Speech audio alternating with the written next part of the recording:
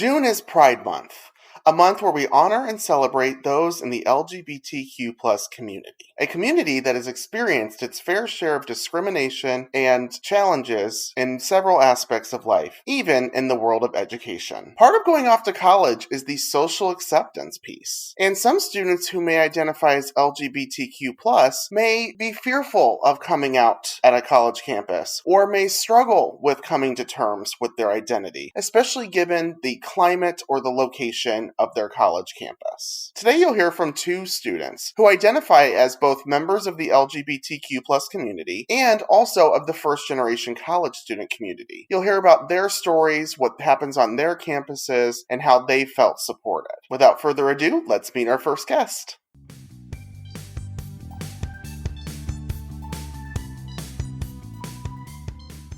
We begin today's episode on the LGBTQ plus experience for first gens with our first guest, Omar. Hi, Omar. How are you doing? Hi, I'm doing well. So, Omar, before we get into the topic that we're here to discuss today, which is the LGBTQ plus experience as it pertains to the first generation college experience, I'd love to have you introduce yourself to our audience. Yeah, of course. So, hello, everyone. My name is Omar Medina. I use he, him, his pronouns. I'm currently a student at Santa Clara University, double majoring in communications and Spanish.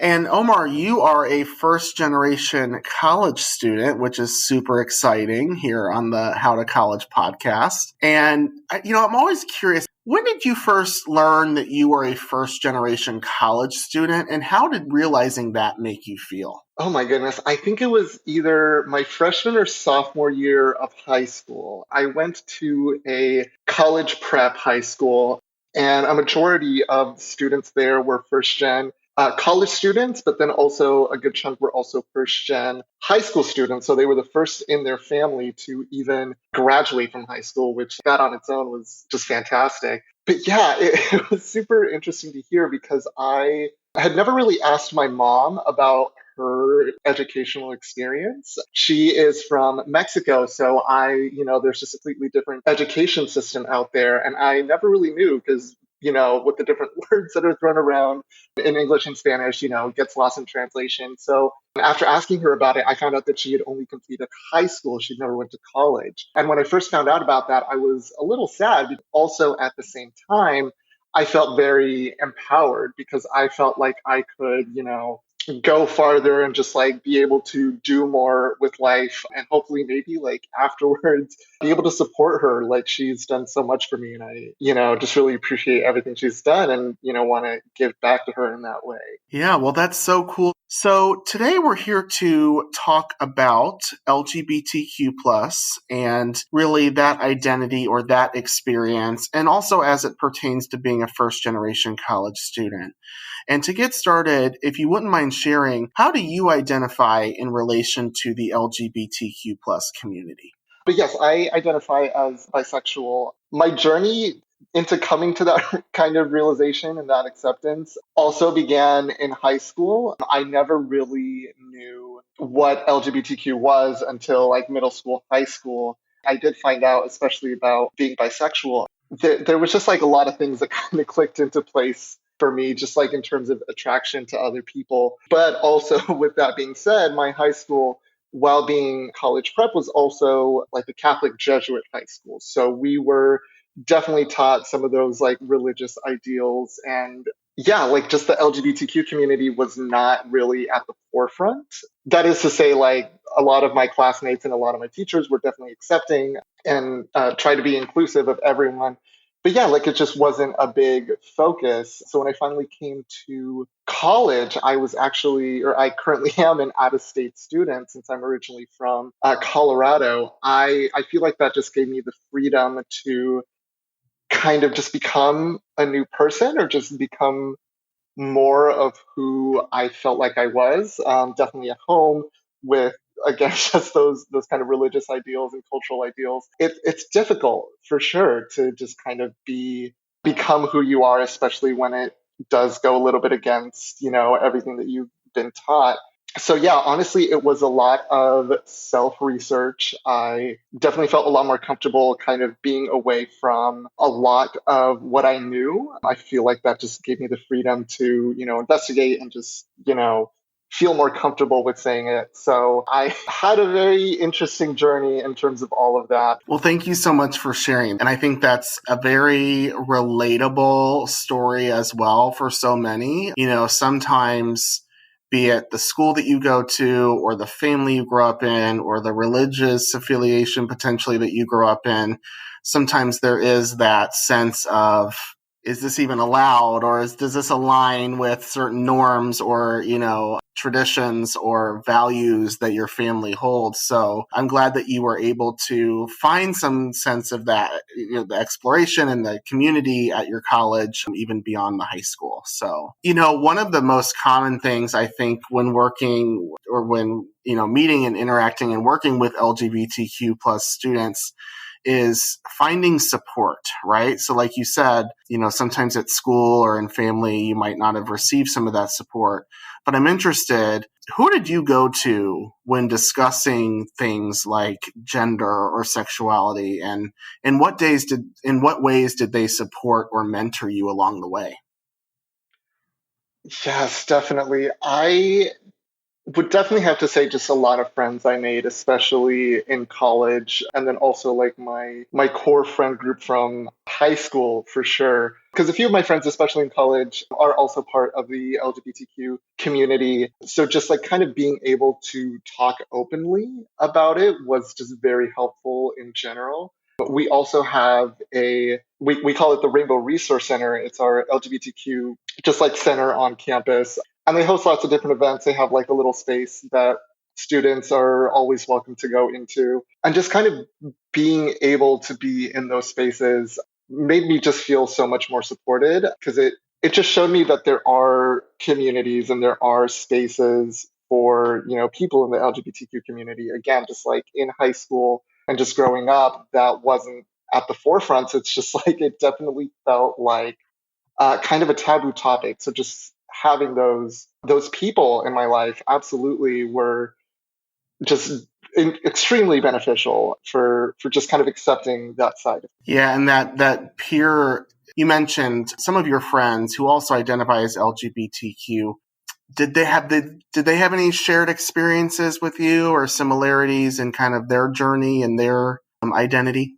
For sure. Most of them were like for most of them, they were also kind of living away from home. And I feel like for all of us, that kind of came with an opportunity to not really like reshape ourselves, but maybe just like be more comfortable with who we are for sure. Because a lot of us, just high school was an interesting experience, I think, for so many people. And I think there's just such a shift entering college in terms of that, especially if, again, like me going out of state, I'm literally just entering a space that I have never really known. It's a chance to start anew, in my opinion. So I feel like for a lot of us, we all kind of just shared that in terms of, becoming who we really are.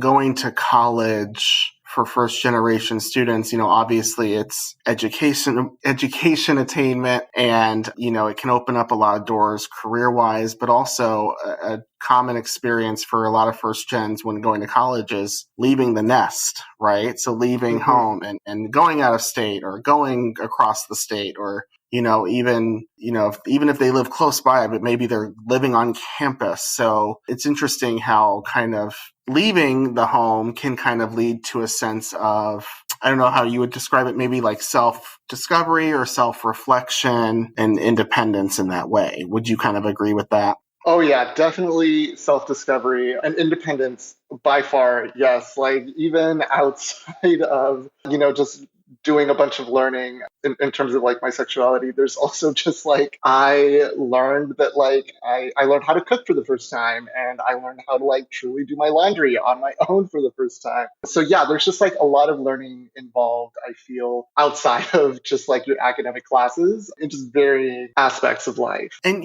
we've talked about the role that your friends played and really accepting you and empowering you and building that community. But but I'm curious, were your parents supportive of you through both, the coming out process and also the process and the aspirations of going to college? This one is a little bit of a tough one, just in terms of like different tone. Because so growing up, it's just been me and my mom, and my dad has never really been in the picture. So because of that, I'm just very, very close with my mom. I think I talked a little bit earlier, just like she's done so much for me up till now. Unfortunately, when I first came out to her, it was definitely negative. I think there was like a little bit of just miscommunication in general, and in terms of cultural differences as well, just lots of stuff. Because I think, firstly, she had it confused with polyamory. So instead of it being like, oh, I'm attracted to both men and women, it's like, oh, I will be like dating both at the same time. When in reality, it's not really that. And then also, again, just like cultural differences, being Hispanic, being Mexican American, there is a big religious just culture in general. So again, I already talked about it, but just religion has been a big part of my life. I still consider myself to be a Catholic, although maybe not in practice.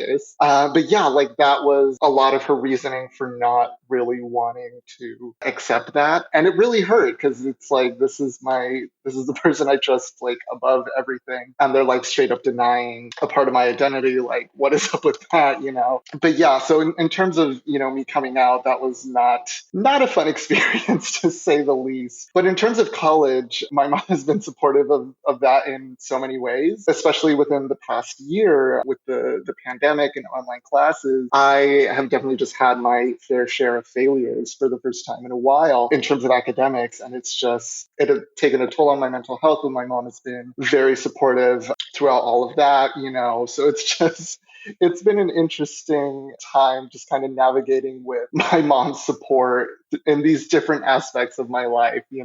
So I know we talked about your mom was very supportive of you going to college, and, you went to a college prep high school where that was kind of a lot of the emphasis. So I'm curious if you can think back of senior year of high school, or, maybe junior year of high school. In terms of your post-secondary plans, what options were you considering, and what were some of your goals about going to college? I definitely wanted to go out of state. Like that was by far my biggest goal. I had, of course, applied to a few schools within state. They were, of course, a little bit farther, maybe like 30, 40 minutes away from home. But yeah, definitely my goal by far was to kind of get out of Colorado, see new places and stuff like that. And interestingly enough, again, I mentioned I went to a Jesuit high school. I also applied to a lot of Jesuit universities. There, again, my relationship with religion has been an interesting one, but I feel like the Jesuit and their kind of take on education is much more open-minded than what I was expecting. So for Santa Clara University, I believe only like 50% of our students are actually Catholic, the other 50%, ranging in other religions. So yeah, I definitely wanted that. So of course, my first choice was Santa Clara University, just because, being located in Silicon Valley, there's a lot of job opportunities, especially in the tech industry. And that for me was just like really big because I was kind of also going to college for, the ability to get a good job afterwards. I had also applied to Seattle University in Seattle, Washington, Fordham University in New York City, and Fairfield University in Connecticut. So really, it was just a gigantic mishmash of Jesuit universities out of state. And yeah, honestly, just that was one thing I really wanted, was kind of continuing that Jesuit education, but being outside and like having new experiences. And ultimately, I chose Santa Clara University the biggest reason, of course, was financial aid. They were the school that gave me the most financial aid out of all of the ones I applied to, but also the Lead Scholars Program. So Santa Clara has what is called the Lead Scholars Program, and that is our first generation student support network. And there's just a variety of, different programs and just different ways that, Lead is able to support first gen students. I've met so many fantastic people through there. I've been connected with so many resources on campus that I would not have known about otherwise. So yeah, honestly, that just kind of solidified the decision for me. Awesome. I'm curious, in what ways do you think it's different for, an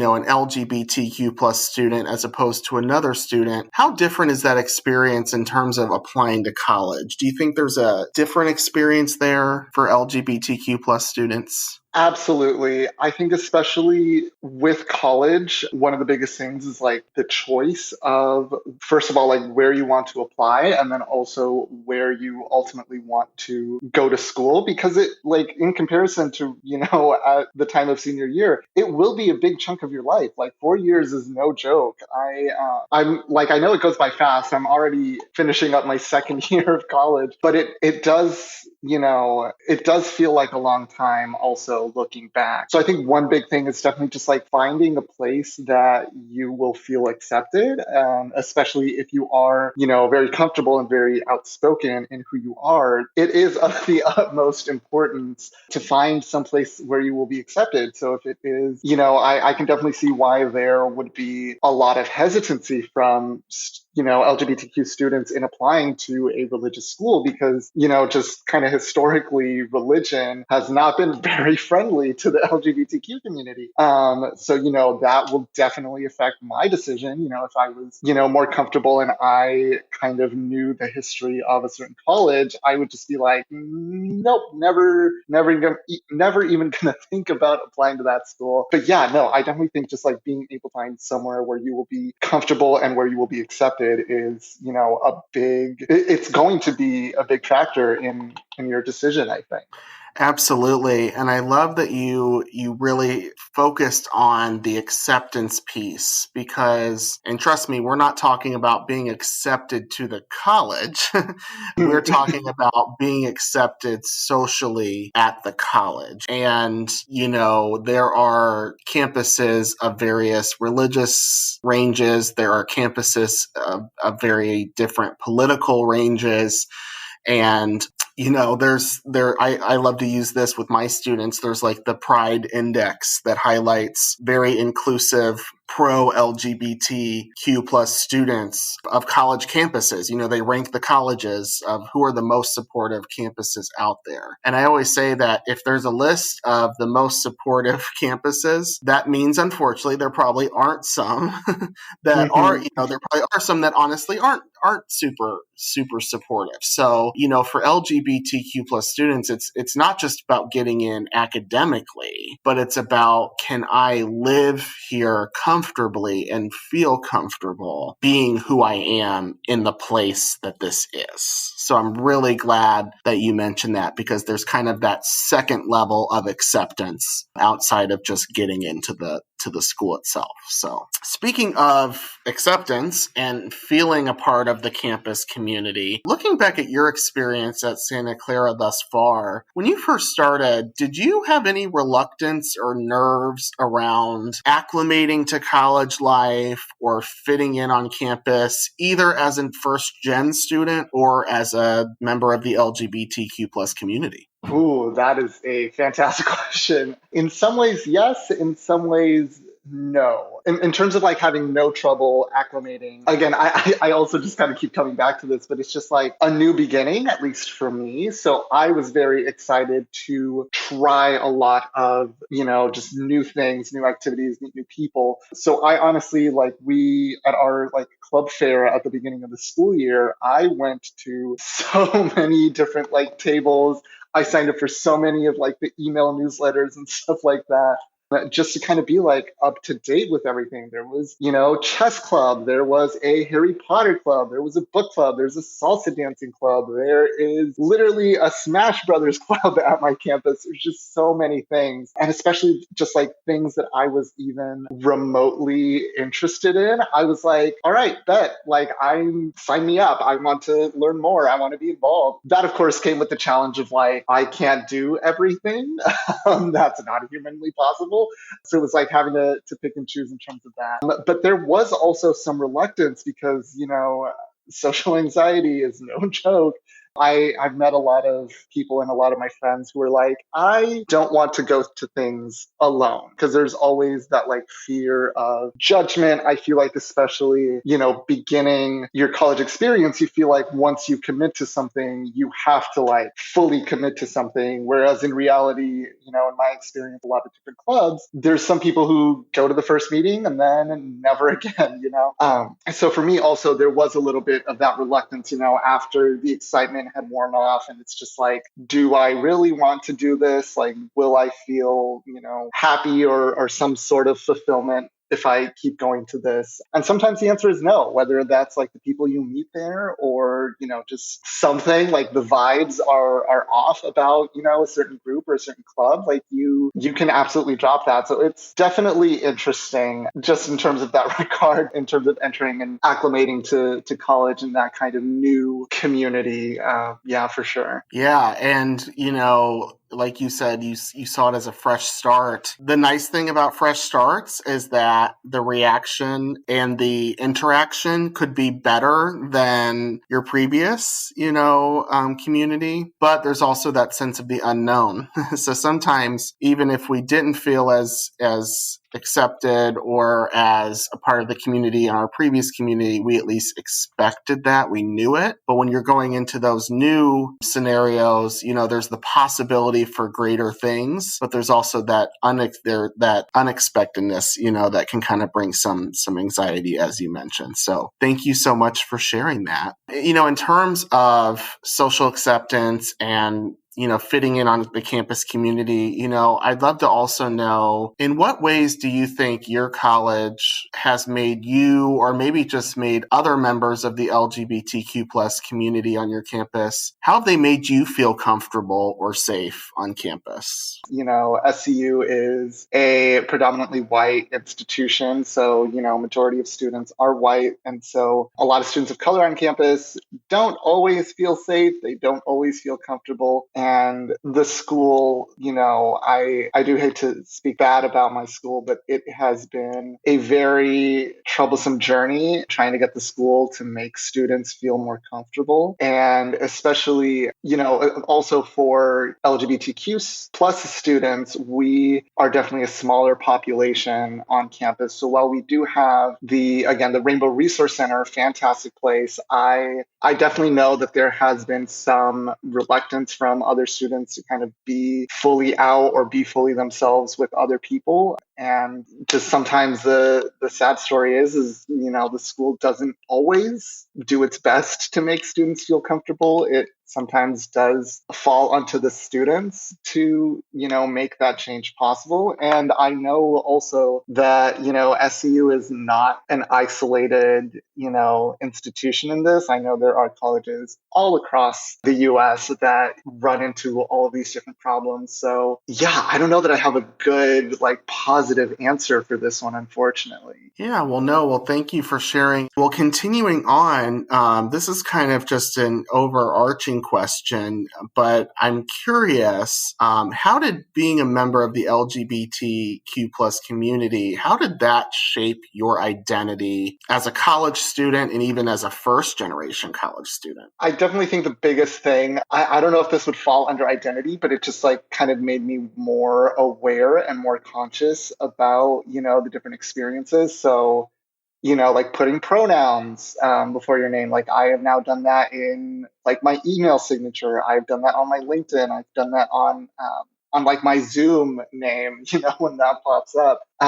And, just for one, made me more aware of that. And then I think, I don't know if as a college student, but as a professional, now that I'm starting to look a little bit towards, what is my career going to be? I have just kind of started looking at different diversity initiatives. There are a lot of companies who, want to be more, racially diverse. So they will host a lot of different, maybe conferences and stuff like that. But then I've also seen recently there has been a large kind of uptick of also LGBTQ diversity within companies, which I think is fantastic. And I have kind of started looking at those. And it's mainly just a lot of panels as well, kind of talking about their experiences as a professional. And yeah, honestly, it makes me a little little nervous because sometimes the experiences are not the most positive, but then it also just gives me hope, like knowing, more and more people are, more and more people in the LGBTQ community are,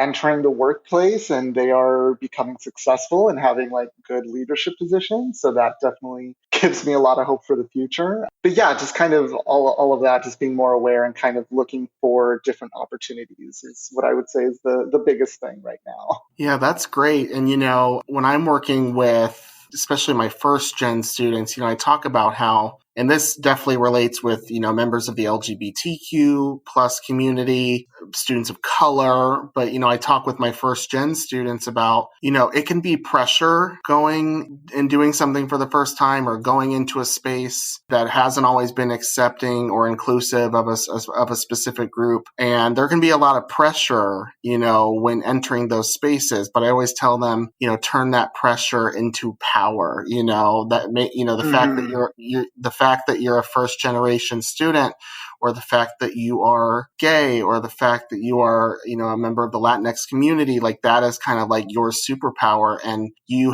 can have a lot of impact and influence. You mentioned companies are striving towards equity and racial diversity, and even, LGBTQ plus diversity, as you mentioned. So you can have a lot of impact in that way. So that's awesome. And that actually leads to my next question. This is a perfect segue. What hopes do you have for the LGBTQ plus community when it comes to, the workforce or even, the world of higher education in the future?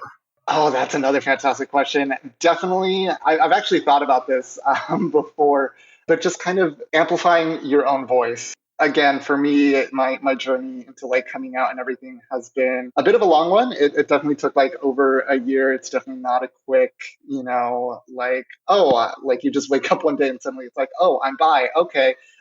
This is my life now. Like, no, because there's a lot of fears involved. Again, just going back to acceptance, the main reason a lot of, people, especially young people that don't come out is because they are afraid of how they will be perceived, how they will be judged. I know in a lot of extreme cases, especially, students have been, kicked out of their homes for being part of the LGBTQ community. So honestly, I feel like my biggest hope is that we will one day come to a time where we are no longer afraid to, be loud and proud about, who you are, especially, being first gen. There's also a lot of fear of judgment, from peers, from your professors for a variety of different reasons that I could feel could be its own episode. But yeah, honestly, that's just my biggest hope is that, people will no longer be afraid to be who they are, and to be who they are, 100%, without fear of judgment. That's so true. Like when you finally feel accepted or free of the fear, you can be yourself. And that's what we all want to do. We don't want to necessarily be successful not being ourselves. We want to be our true authentic selves and find success in that way. So I think it's valuable that you've hit upon that. And Omar, to close, any final words of wisdom or advice you would like to share with our first generation audience? Honestly, yeah, the biggest thing is just that you are not alone. I recently found out that like more students than ever, like we currently have the highest percentage of like first gen students right now. So like more and more students are first generation. And I just think that's awesome. So like in your struggles, you are never alone. I honestly thought that for the longest time. Like college will definitely come with its own set of challenges, but with the amount of students that there are out there, there is at least one other person. Maybe you've talked to them, maybe they're your friend, maybe they're your classmate, maybe they are someone who you don't even know but is on the same college campus. There is always going to be someone who is feeling the same way or has felt the same way. So yeah, honestly, just the biggest thing is it might be hard, it might be difficult, but keep going. You will get through it. There is always light at the end of the tunnel. And yeah, honestly, it's big. Well, thank you again, Omar, for joining me today. We greatly appreciate you sharing your experiences with our audience, and it'll certainly be valuable to them as they learn how to college. Yeah, thank you for having me.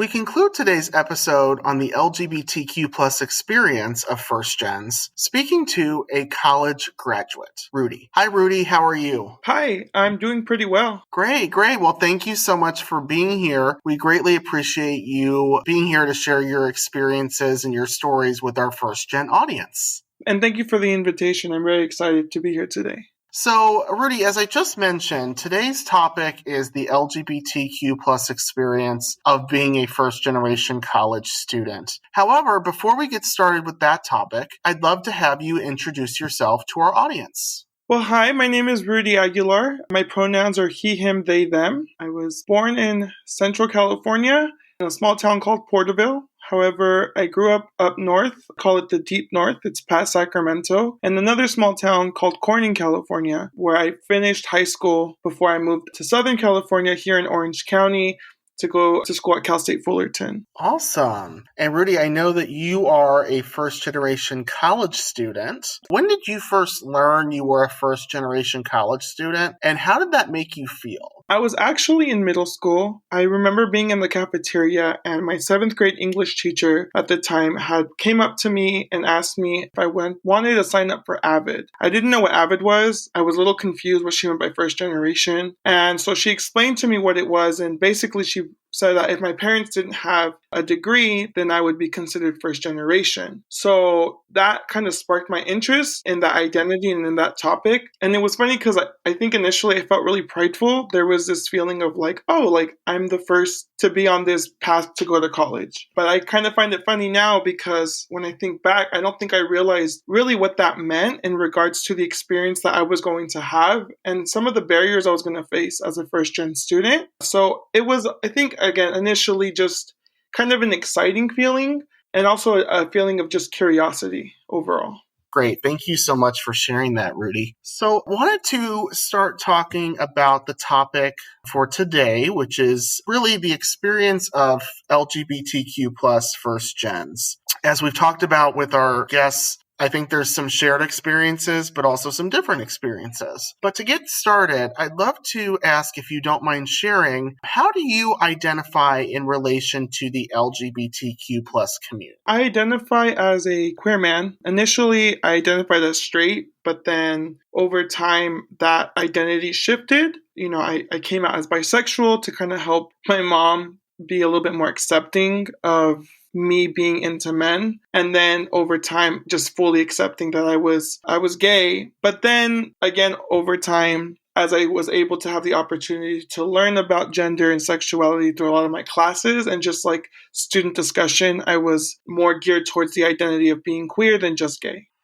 And do you remember like how or when like that identity came about or began to form in your mind? When I was a sophomore in college, I took a sociology class that was focused on gender and sexuality. And it was the first time I had deep conversation around the idea of gender and sexuality being on a spectrum. And so through that conversation, it forced me to reflect my own identity and kind of where I felt like I was at. And so I don't identify as trans, but I don't necessarily want to identify as just a gay man.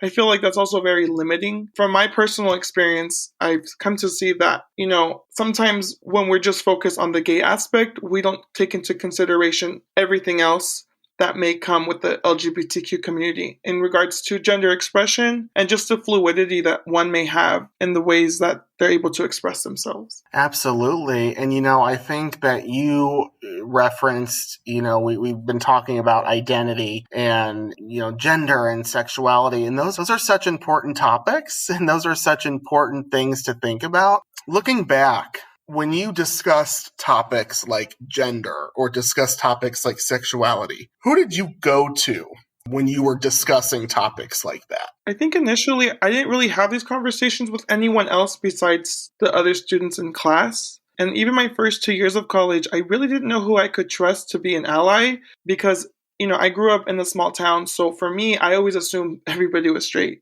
I thought being gay or queer was like a rare thing. I didn't realize that there was a lot of queer people in the world. And so it took me some time, but as I started taking more classes in ethnic studies and sociology, I started to see that topics of queerness, of sexuality and gender were brought up in different ways, whether it was in a literature ethnic studies class or it was a sociology class about family. So for me, a lot of the times it was just kind of, I think, building that trust with professors or even staff on campus.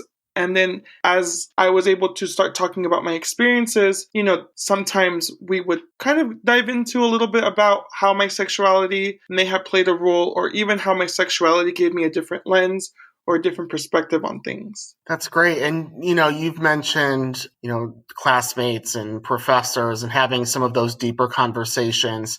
Did you ever feel or experience any sort of like mentorship? Like, do you think that was kind of one thing they lended to you in these moments? Yeah. So as I entered my second year, because my first year was really wrapped up in dorm life, and the majority of my friends were straight women. But then when I entered my second year, I started to get more involved, and I found myself to be more confident too. So as I became more comfortable in my queer identity, I also became more comfortable in my ability as a student. And so I started to become very outspoken, which then led to sometimes me being what I felt was misunderstood, maybe seen as overdramatic or too caring, or in some ways maybe just a little too wrapped up in whatever discussion we were having. But, I was able to talk to some of these professors and some of the staff folks. So for example, my former supervisor, who was the coordinator of the LGBTQ center, he would talk to me and he would help me process my feelings or process these experiences that I was having as a queer person of color on campus when I would be talking to majority straight students or majority white students, depending on the setting. Wow, I'm just blown away by your statement of finding a better concept of who I am made me a better student. That's amazing, and it kind of aligns with what I talked about with the previous guest of when you can be yourself authentically, that is where you can be your best self. So that's great that you had some of those mentors on campus, those professors and the colleague over there at the, you mentioned the LGBTQ plus center. That's great that they were able to assist you and really impact you in those ways. Yeah, and just to add on, if that's okay, I really wanted to make it a point that community really is important, especially as first-gen students. It's really easy to feel lost. It's really easy to feel like imposter syndrome or, do I belong here? But when you find other students that have experiences that are in some ways parallel or similar to yours, it definitely gives you that, it changes that your perspective, right? You're like, I'm not in this alone, right? We're here to succeed together. And so finding that community is definitely what's going to help, I think, any first-gen student in being successful on campus. Absolutely. I would 100% agree with you. I'd love to shift focus to your family. And I'm curious, again, if you don't mind sharing, were your parents supportive of you through both the coming out process, but also the college process, aspiring to go to college as a first gen student? They're child immigrants. So they're that 1.5 gen. They have the opportunity to go to middle school and high school here. Actually, my dad, he's been here most of his life. He came here when he was 2. So for them, college was always the goal. For me, as the oldest child, they were always like, you're going to go to college, you're going to be successful. And so that was embedded in my head at a very young age. So that was me attending college. I think they have always been supportive in terms of going to, joining AVID in 8th grade, doing the Upward Bound program in Santa Cruz. They were supportive of that. They were supportive of me going to Fresno State. They had like a symposium for like first generation students that I had the opportunity to attend. So my parents in terms of college have always been, right behind me. Now, when it came to my sexuality, I actually feel like I've also been pretty lucky. Initially, my mom wasn't fully on board, but I did get initial reassurance that I was still loved and wanted in my family. But there was still some, I would say, barriers that they had to overcome to come to a full acceptance, because I believe that their initial acceptance was conditional. A lot of things like, well, let's just not tell anybody, or let's just keep it a secret, or, we're not ready for you to bring anybody home. So it took a couple of years, I think, for them to come around fully. But for the most part, up until now, they've been pretty supportive. I don't think in any ways have they demonized me. I think a lot of it had to come with their own internal homophobia that they had to work through to be able to fully accept and love me as their queer child. Do you remember the moment you talked about their acceptance kind of after a couple years changed? Because at the beginning, it was very conditional.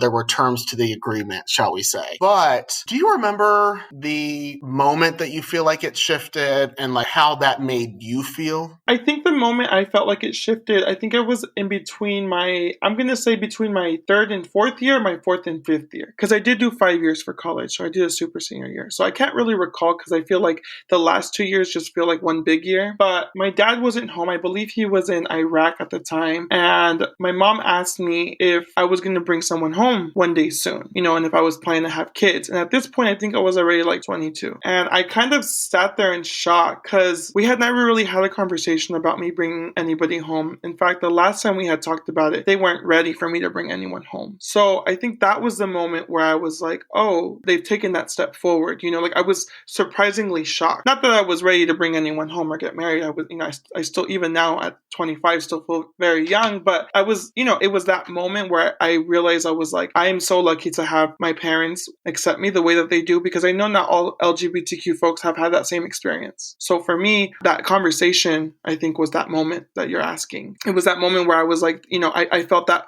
100% acceptance and that 100% love. Yeah, and Rudy, I don't know if you would feel the same way, but I feel like as members of the LGBT community, we pick up on those little things.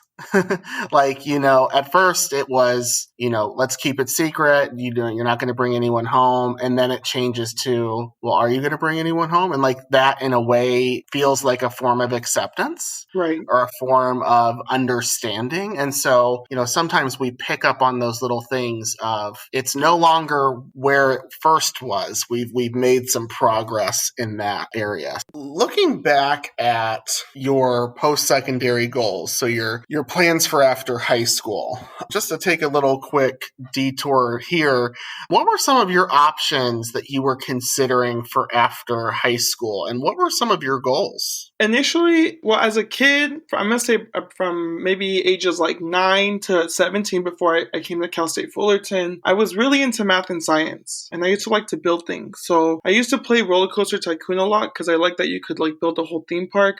But then I used to also build like those Connect toy sets. I don't know if you recall or if anyone listening recalls, but they're like the toy set. They're kind of like Legos, and you could build like a Ferris wheel, you could build a roller coaster, you could build some little like theme park ride. So I was really into like the building stuff and then the math and science stuff in school. So I really thought I was going to be an engineer. That was my goal. I was like, I'm going to be an engineer. I'm going to build buildings. I'm going to build rides. That was my goal. That was my dream. That's what I focused on. Even that Upward Bound program was a math science Upward Bound program. And I always felt like math and science was always my strong suit as a K through 12 student. So I think for me, but then when it came to finding a school, there was really no specific school. I think I just wanted to make sure that they had the major in engineering, but I think part of that first generation struggle is you don't really know what you're looking for. You just know that you want to go to school. I was like, I just got to get in somewhere. Whether it was going to be Chico State, UC Davis, UCLA, Berkeley, San Diego State, I just needed to get into school. I didn't care where. And so for me, I think I didn't do enough research to really figure out, yes, this is the number one school I want to go to.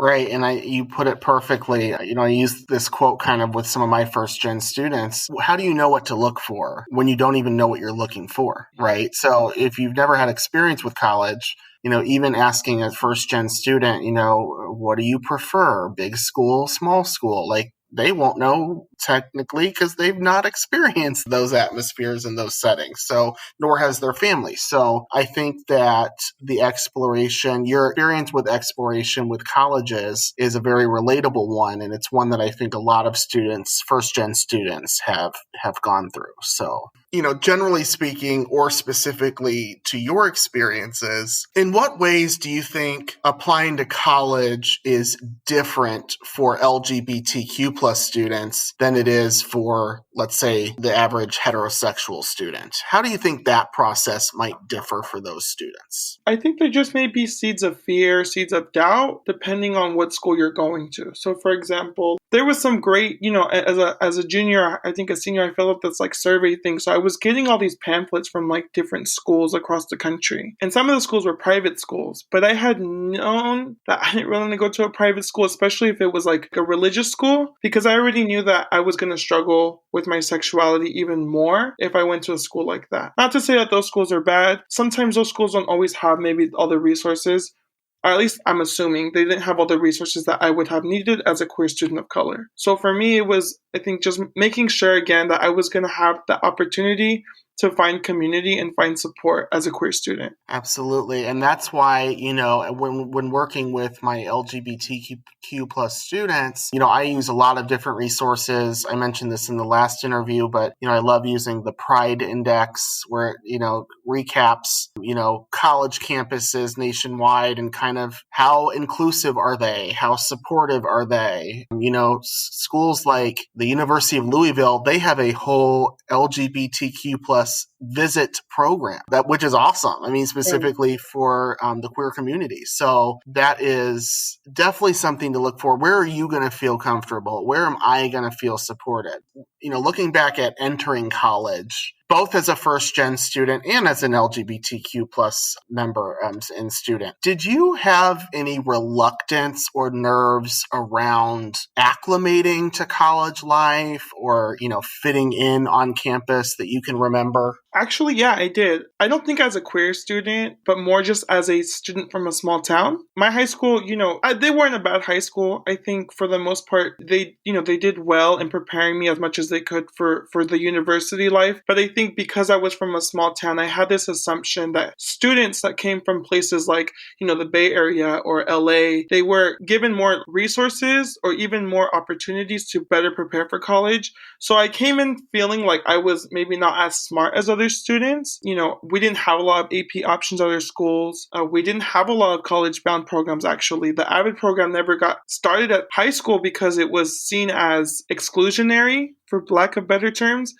And so for me, it was a lot of, am I going to be as smart as these students? Or, some of these students went to charter schools that were focused on STEM, and I was coming in already feeling nervous and thinking like, how am I going to, in some ways, compete, right? Or be successful like these other students. So that was definitely my biggest, I think, anxiety around starting campus. And then I also questioned my high school education. I was like, is this sufficient enough compared to other high schools across the state or across the country? So talking about acclimating to college life and feeling a part of the community and feeling like you belonged there, both as first gen and as a member of the LGBTQ plus community, what are some ways that you feel like your college campus, they made you feel safe or comfortable on campus? So as a first gen student, I think I had the opportunity to do what they call like the first year experience. I think different universities have some type of first year experience program. So that was very helpful because we had to take what they called it University 100, and it was just a class that we were able to take to kind of help us understand where to access resources on campus, what type of resources we have, the importance of getting involved. So I think it was very informative and very helpful in my initial start, and just kind of connecting with the professor who was randomly from psychology but wanted to be part of the program because she felt it was important for first year students to get connected and have a good start. With her, I was also able to kind of open up to her and talk to her about even my sexuality, and her making me feel comforted in her office hours and reassuring me that she was there for me. And then just across campus, when I was, I would go to class, I would see events like they would have flyers because they were going to have a drag show, or they were going to have a queer prom. Initially, my first 2 years, I was actually really shy and didn't want to participate in those events, but it felt nice knowing that they were happening because I knew that there was other queer students on campus. But over time, as I became more involved on campus, I then started to see how these events happened. And a lot of them happened because student government had a budget that they got from our student fees.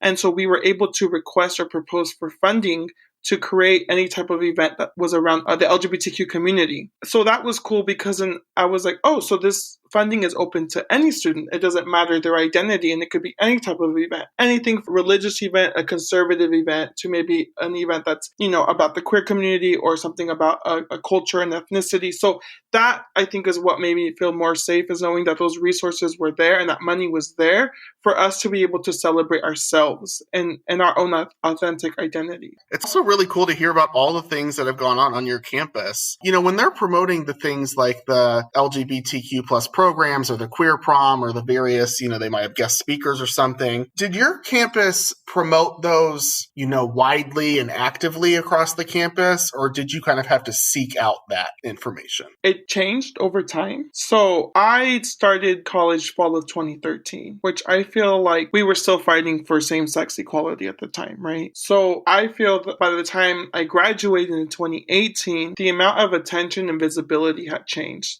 Now, that might be biased because I had become more involved on campus over time, but I, as of my first 2 years, didn't see it as much as I saw it my last 3 years. As the university started to build billboards, or they had like those, I don't know what they're called, but they're like those electronic signs that kind of show different things that are happening on campus, and they like switch. I was able to see more promotion of not just like LGBTQ events, but even like the LGBTQ center, and knowing that that existed. And then they ended up even moving the center, so now it's like in the central part of campus, which is great because it also provides more visibility, I think, for our community. That's awesome that, you said the location kind of shifted to be more centralized, and it sounds like they actively promoted stuff. And yeah, what a great time to go to college, right? Like you kind of experienced a lot of that, a lot of the progress being made. You mentioned marriage equality, but that was probably such an interesting time to be an LGBTQ plus student on a college campus and kind of seeing that growth in terms of, supports and representation. And if I could just add on to, through the middle of my college experience, there was, a lot of political climate that had like increased. And so obviously there was two sides to everything. And I just remember the more negative rhetoric or homophobic rhetoric was coming out, the more pushback I was seeing from not just students, but the campus, of pushing for inclusiveness, of pushing for some form of acceptance, right? It wasn't always just, it's never like the university was like, okay, we're gonna like lean on one side or the other, but providing that space for us to exist safely and, reassuring that we were going to be celebrated no matter what the rhetoric was going to be, maybe outside the university. Yeah, and Rudy, I think sometimes colleges or organizations don't even understand the impact, but I've seen that a lot too. And, a college simply coming out against hateful rhetoric or exclusion of any kind or discrimination or hate speech of any kind, simply, making a statement and coming out vehemently against it means so much to communities like ours, right? Like that makes you feel like you're in a place where they do support you. Obviously, they have programs and they might have stickers on the doors of advisors, pride zones and, safe spaces. But when campuses are not afraid to make those sort of statements, I think it matters a lot to those that are marginalized and those that are being impacted by those comments and actions. So this is kind of a bigger question, but how do you think being a member of the LGBTQ plus community has impacted or shaped your identity as, a college student going back or even as a professional now? So I always saw my experience as a queer student to be a little bit more, I guess you could say, unique in just the way that I saw things. It could be from a conversation in class. So I remember one conversation was brought up about, the family structure and, how machismo played a big role in the family structure. And this was, for an ethnic studies class. And I remember bringing in a perspective that was a little different just because in my household, machismo never really attached to me or was never a big focal point for me to prove my masculinity or identity as a man. So I think those conversations always kind of opened up students' mind or kind of gave them a different reality or a different perspective. And then I also felt too that whenever things would happen in the world. So for example, when Pulse happened in 2016, the shooting in Orlando, Florida at those gay nightclubs, that also gave me a different perspective because there was a lot of conversation about mass shootings, but nobody was talking about how it was a hate crime, right? Towards not just the Latinx, but the LGBTQ community. So I think as a student, it constantly always made me feel like I had this, for lack of better terms, again, just unique perspective and something. I always felt like I always had something different to bring to the table. I don't want to generalize, but I think a lot of members of the LGBTQ plus community grow up thinking that their sexuality or their gender might be seen as a negative or might be a weakness. But I really believe that our gender and our sexuality and being a member of this amazing group, it's actually our strength. It is who we are as a person and being our authentic selves each and every day. And that kind of leads me to my next question. What hopes do you have of the LGBT plus community when it comes to the world of work or the world of higher education? What hopes do you have for our community in those arenas? As we start to continue to push for, not just gay rights, but trans rights, I hope that for one, there's a level of humanization. I think one of my biggest frustration is that people think I'm always as a queer person or as queer people, we're looking for acceptance. I'm one to be like, I understand if your religion or the way you grew up maybe doesn't allow you to fully understand or accept me as a queer person or as a member of the LGBTQ community. But you can still humanize me and understand that I'm a person and that I deserve respect and dignity. So that is my hope, I think, in just the larger world of education, but also the professional working world. Because when I come and sit down, because I will have a seat at the table, I want people to understand that I too bring ideas and I too bring insights. And it's not always about my sexuality or it's not always about my gender. And there's a huge difference in between tolerance and acceptance. And in some industries, there's a lot of tolerance. There's a lot of, okay, you can coexist or exist with around me. But I think the humanization part, when you see us as human beings, that is the first step towards true, full-blown progress and acceptance. And to close, Rudy, what do you believe are some of the challenges that you think that LGBTQ plus first-gen youth face specifically when it comes to navigating and graduating from college? Do you think those two groups have any shared experiences? I believe that there is. I think my biggest one, and kind of going back to what I was talking about earlier, is learning how to access resources, how to ask for help. That's definitely one because, there could be all of these great resources, but if you don't know how to walk in the room and ask for them, or you don't know how to access them, or you don't know who to email, there's a high chance that it's going to take a long time or maybe never until the point where you're able to actually access those resources. So for example, we'll have students that would come into the Chicano Resource Center or the LGBTQ Center, which I used to work at as a student, and they would come in their third, fourth, or fifth year and be like, I never knew this existed, or I never knew where to find this. And then they realize that they love this space and they wish that they would have found it their first year or even their second year. So I think that is one of the biggest challenges because being first gen, a lot of the times there's also a lot of anxiety or maybe even self-doubt, right? There's some fear maybe, or even feelings of lostness or loneliness. So I think that is the most unique experience, is just knowing how and where to access resources depending on what you need. Because you may need to access certain resources based on your LGBTQ identity,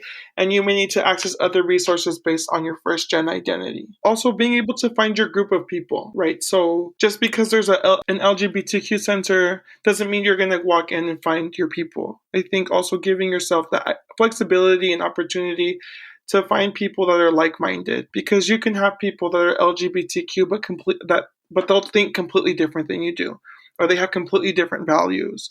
But once you find your people and you find a group of students or peers or a faculty member that you can connect with and you can resonate with, then that anchor to the university will be, it'll hold you down enough so that you can stay retained until you graduate. Absolutely. I always say progress does not get made with people working in silos, people working by themselves and not really branching out and collaborating with different people. There will be amazing people in the LGBTQ plus center, but you might connect with additional people or connect with people in different ways. So great. Well, thank you so much, Rudy. Any final, words of wisdom or advice that you'd like to share with our first gen audience? Try to step out of your comfort zone and remember that you know more than you think you know, and don't be afraid to ask for help. Thank you so much, Rudy. We greatly appreciate you being here today. Thank you as well, and I appreciate the opportunity to share my story.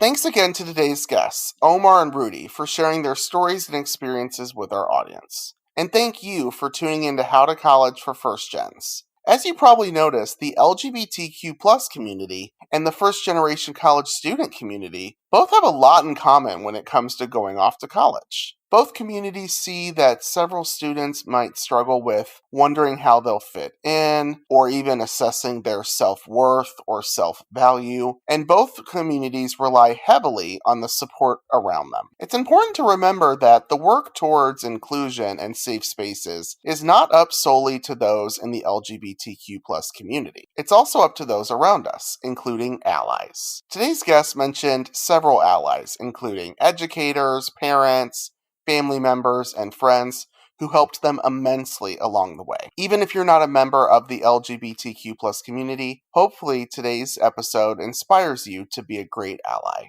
And for those in the LGBTQ plus community, please know that the How to College First Gen team, as always, supports inclusion and equity and believes that love is love. For more information, you can find us online at howtocollegefirstgen.org. If you have any questions or feedback, as we would love to hear what you think, what you're struggling with, and how we can help. If you prefer to reach us on social media, you can find us at How to College First Gen on Instagram and Facebook, and HTC First Gen on Twitter. Remember, you are not alone in this journey. Until next time.